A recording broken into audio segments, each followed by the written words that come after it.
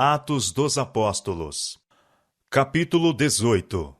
Pregando entre os gentios. De Antioquia da Pisídia, Paulo e Barnabé foram para Icônio.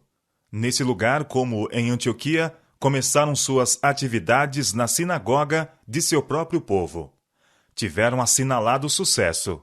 Creu uma grande multidão, não só de judeus, mas de gregos. Mas em Icônio, como em outros lugares onde os apóstolos trabalharam, os judeus incrédulos incitaram e irritaram contra os irmãos os ânimos dos gentios.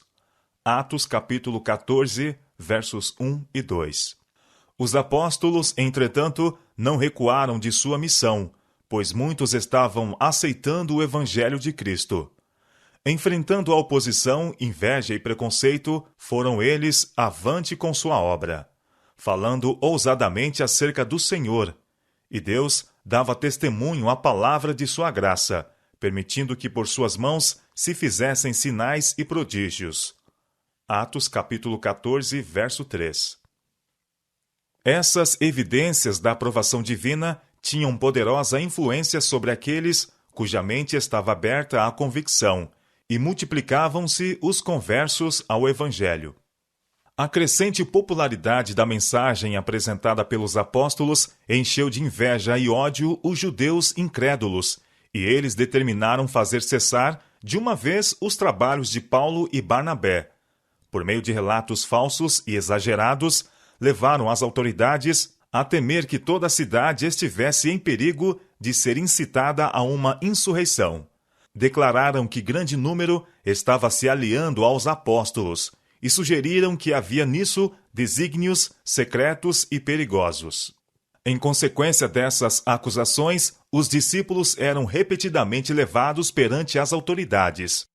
Mas sua defesa era tão clara e singela, e tão calma e compreensível sua afirmação daquilo que estavam ensinando, que forte influência era exercida em seu favor. Embora os magistrados estivessem prevenidos contra eles pelas falsas afirmações ouvidas, não ousavam condená-los. Tinham de reconhecer que os ensinos de Paulo e Barnabé tendiam a formar homens virtuosos, cidadãos leais, e que a moral e a ordem da cidade seriam melhoradas se fossem aceitas as verdades ensinadas pelos apóstolos. Por intermédio da oposição que os discípulos enfrentavam, a mensagem da verdade ganhava grande publicidade. Os judeus viam que seus esforços para impedir a obra dos novos ensinadores resultava apenas em acrescentar maior número de adeptos à nova fé. E dividiu-se a multidão da cidade, e uns eram pelos judeus e outros pelos apóstolos. Atos capítulo 14, verso 4. Tão enraivecidos ficaram os líderes judeus pelo rumo que as coisas estavam tomando, que decidiram alcançar seu objetivo pela violência. Estimulando as piores paixões da massa ignorante e barulhenta, foram felizes em provocar um motim, atribuindo-o aos ensinos dos discípulos. Com essa falsa acusação, esperavam ganhar o auxílio dos magistrados na realização de seu propósito. Estavam determinados a que os apóstolos não tivessem oportunidade de se defenderem, interferindo a turba e apedrejando a Paulo e a Barnabé, pondo assim um fim às suas atividades. Amigos dos apóstolos, embora incrédulos, advertiram-nos dos maldosos desígnios dos judeus e suplicaram-lhes que não se expusessem desnecessariamente à fúria da turba, mas fugissem para salvar a vida. Concordando, Paulo e Barnabé partiram secretamente de Icônio, deixando os crentes a promoverem a obra sozinhos por algum tempo. Mas de maneira nenhuma saíam em definitivo. Haviam proposto retornar, após acalmada a agitação, para completar a obra iniciada. Em cada século e em cada região, os mensageiros de Deus têm sido chamados a enfrentar a amarga oposição dos que deliberadamente escolhem rejeitar a luz do céu. Não raro, pela mistificação e falsidade, têm os inimigos do Evangelho aparentemente triunfado, cerrando assim as portas por onde os mensageiros de Deus poderiam ter acesso ao povo. Mas essas portas não podem permanecer para sempre fechadas, e muitas vezes, ao voltarem os servos de Deus para reassumirem suas atividades, o Senhor tem atuado poderosamente em favor deles, habilitando-os a estabelecer monumentos para a glória de seu nome. Expulsos de Icônio pela perseguição, os apóstolos foram para Listra e Derbe, na Licaônia. Essas cidades eram habitadas principalmente por um povo supersticioso e pagão, mas havia entre eles alguns dispostos a ouvir a mensagem do Evangelho e aceitá-la. Nesses lugares e arredores, os apóstolos decidiram trabalhar, esperando escapar ao preconceito e perseguição dos judeus. Em Listra não havia sinagoga judaica, embora vivessem na cidade uns poucos judeus. Muitos dos habitantes de Listra adoravam num templo dedicado a Júpiter. Quando Paulo e Barnabé apareceram na cidade e, congregando os habitantes do local em torno deles, explanaram as verdades simples do Evangelho. Muitos procuraram relacionar essas doutrinas com suas supersticiosas crenças na adoração de Júpiter.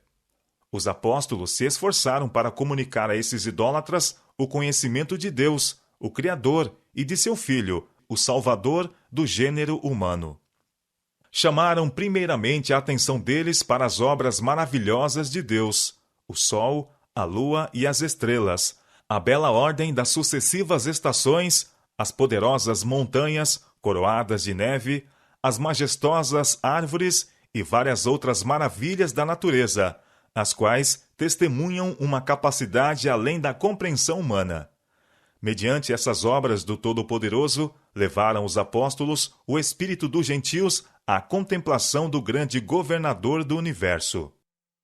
Havendo tornado claras as verdades fundamentais concernentes ao Criador, falaram os apóstolos aos habitantes de Listra a respeito do Filho de Deus, que veio do céu ao nosso mundo por haver amado os filhos dos homens. Falaram de sua vida e ministério, sua rejeição por parte daqueles a quem veio salvar, seu julgamento e crucifixão, ressurreição e ascensão ao céu, para aí atuar como advogado do homem. Assim, no Espírito e no poder de Deus, Paulo e Barnabé pregaram o Evangelho em Listra. Uma ocasião, estando Paulo a falar ao povo das obras de Cristo, como de alguém que curava os enfermos e sofredores, viu entre seus ouvintes um coxo, cujos olhos estavam nele fixos, e que recebia suas palavras e nelas cria. O coração de Paulo encheu-se de simpatia para com o doente, em que percebeu alguém que tinha fé para ser curado. Atos capítulo 14, verso 9. Em presença da idólatra assembleia, Paulo ordenou ao coxo que se pusesse de pé. Até então, o coxo não podia fazer mais que assentar-se, mas obedeceu instantaneamente à ordem de Paulo, e pela primeira vez em sua vida se pôs de pé. Com esse esforço de fé, lhe vieram as forças, e aquele que havia sido coxo andou e saltou. Atos capítulo 14, verso 10. E as multidões, vendo o que Paulo fizera, levantaram a sua voz, dizendo em língua licaônica: Fizeram-se os deuses semelhantes aos homens, e desceram até nós. Essa afirmação estava em harmonia com sua tradição, ocasionalmente visitavam a terra. Barnabé foi chamado Júpiter, o pai dos deuses, por causa de sua venerável aparência, sua digna compostura e a suavidade e benevolência expressa em seu semblante. Paulo, criam eles ser Mercúrio, porque esse era o que falava. Fervoroso, ativo e eloquente em palavras de advertência e exortação. Os listrianos, ansiosos de mostrar sua gratidão, apelaram ao sacerdote de Júpiter para honrar os apóstolos, e ele, trazendo para a entrada da porta touros e grinaldas, queria com a multidão sacrificar-lhes. Atos capítulo 14, verso 13. Paulo e Barnabé, que se haviam retirado para repouso, não foram advertidos desses preparativos. Logo, porém, sua atenção foi despertada pelo som da música e brados entusiásticos de uma grande multidão que se aproximava da casa onde estavam hospedados. Quando os apóstolos se certificaram da causa da visita e do motivo de tal agitação, rasgaram os seus vestidos e saltaram para o meio da multidão, na esperança de evitar novas demonstrações. Clamando com voz que sobrepunha aos vivas do povo, Paulo captou-lhes a atenção e, cessando subitamente o tumulto, disse: Varões, por que fazeis essas coisas? Nós também somos homens como vós, sujeitos às mesmas paixões, e vos anunciamos que vos convertais dessas vaidades ao Deus vivo, que fez o céu e a terra, e o mar, e tudo quanto há neles, o qual nos tempos passados deixou andar todas as gentes em seus próprios caminhos, e contudo não se deixou a si mesmo sem testemunho, beneficiando-vos lá do céu, dando-vos chuvas e tempos frutíferos, enchendo de mantimento e de alegria os vossos corações. Atos capítulo 14, versos 14 a 17. Não obstante a positiva afirmação dos apóstolos de que não eram divinos, e não obstante ainda os esforços de Paulo para dirigir-lhes a mente para o verdadeiro Deus, como único objeto digno de adoração, foi quase impossível desviar os pagãos de seu intento de oferecer sacrifícios. Tão firme tinha sido sua crença de que esses homens eram, sem dúvida, deuses, e tão grande seu entusiasmo, que estavam relutantes em reconhecer seu erro. Diz o relato que eles foram impedidos com dificuldade. Atos capítulo 14, verso 18. Arrazoavam os habitantes de Listra que eles haviam contemplado com os próprios olhos o miraculoso poder exercido pelos apóstolos, que haviam visto um coxo que nunca antes andara rejubilar-se em perfeita saúde e força. Foi somente após muita persuasão da parte de Paulo e cuidadosa explicação de sua própria missão e de Barnabé, como sendo representantes do Deus do céu e de seu filho, o grande médico, que o povo foi persuadido a abandonar seu propósito.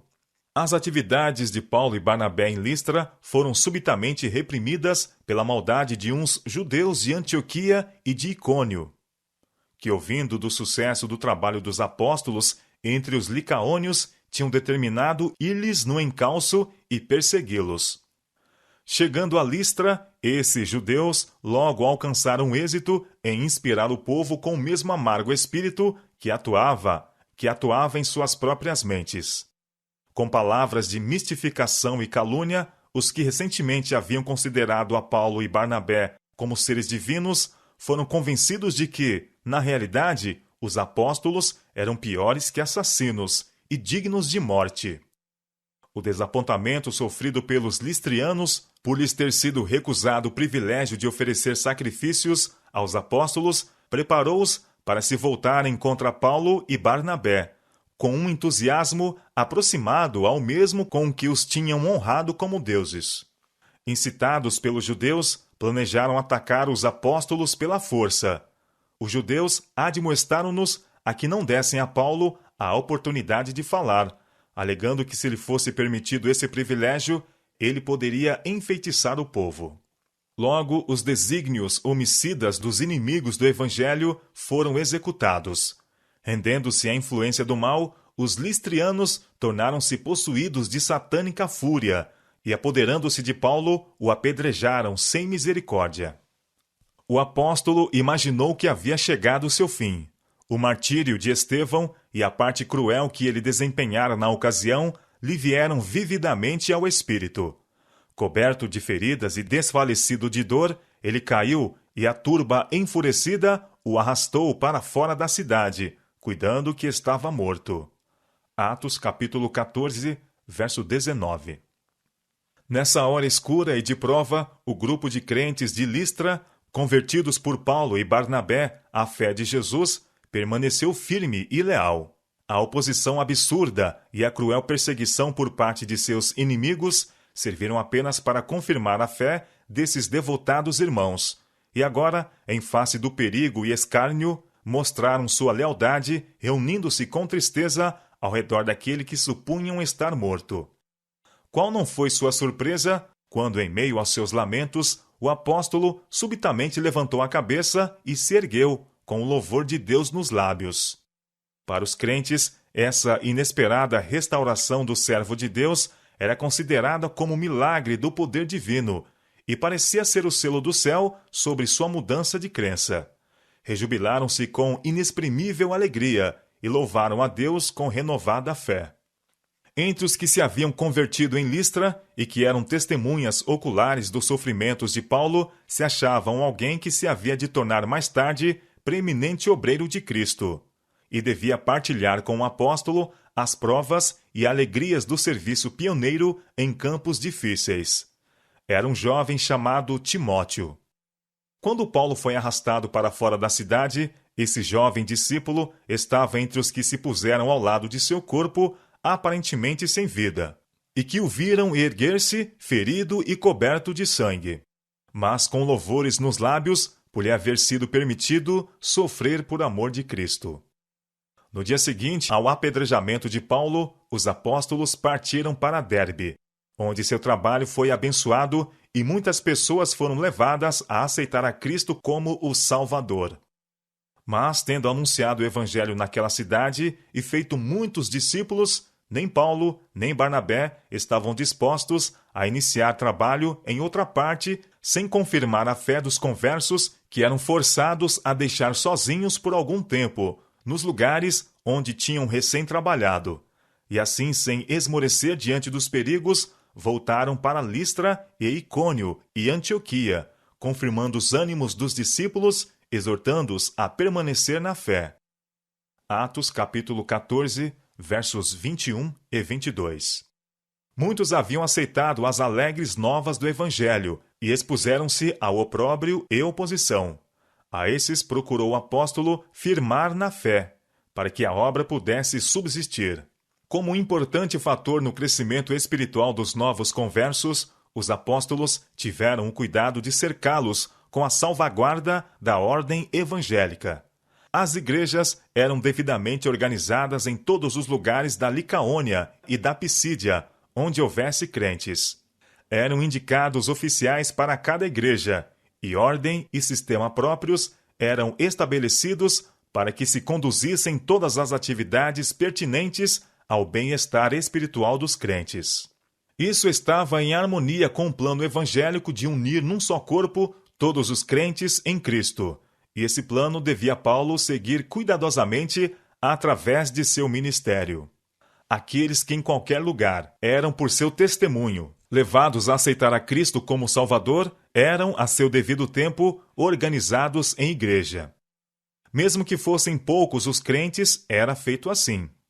Os cristãos eram, dessa maneira, ensinados a se ajudarem mutuamente, recordando a promessa: onde estiverem 2 ou 3 reunidos em meu nome, aí estou eu no meio deles. Mateus capítulo 18, verso 20. E Paulo não esquecia as igrejas assim estabelecidas. O cuidado dessas igrejas ficava em sua mente como uma preocupação sempre maior. Não importava quão pequeno fosse um grupo, era não obstante objeto de sua constante solicitude. Ele cuidava ternamente das pequenas igrejas, sentindo que elas estavam em necessidade de especial cuidado, para que os membros pudessem ser inteiramente firmados na verdade e ensinados a fazer esforços fervorosos e altruístas pelo que lhes estavam ao redor. Em todos os seus esforços missionários, Paulo e Barnabé procuravam seguir o exemplo de Cristo, com sacrifício voluntário e trabalho fiel e ardoroso em prol das pessoas. Despertos, zelosos e incansáveis, não consultavam as inclinações ou a comodidade pessoal, mas com uma ansiedade acompanhada de orações e atividade incessante, semeavam a semente da verdade. E com o semear da semente, os apóstolos tinham muito cuidado em proporcionar a todos os que tomavam posição ao lado do Evangelho instruções práticas de indizível valia. Esse espírito de fervor e de temor piedoso produziu nos novos discípulos uma impressão duradoura com relação à importância da mensagem do Evangelho. Quando homens promissores e hábeis se convertiam, como no caso de Timóteo, Paulo e Barnabé procuravam zelosamente mostrar-lhes a necessidade de trabalhar na vinha. E quando os apóstolos partiam para outro lugar, a fé daqueles homens não vacilava. antes aumentava. Haviam sido fielmente instruídos no caminho do Senhor e se lhes ensinara como trabalhar abnegadamente, com fervor e perseverantemente pela salvação de seus semelhantes. Essa cuidadosa instrução aos novos conversos era um importante fator no êxito notável que acompanhava Paulo e Barnabé, pregando eles o evangelho nas terras gentílicas. A primeira viagem missionária estava rapidamente chegando ao fim. Encomendando ao Senhor as igrejas recém-organizadas, os apóstolos foram para Panfilha e, tendo anunciado a palavra em Perge, desceram a Atália e dali navegaram para Antioquia.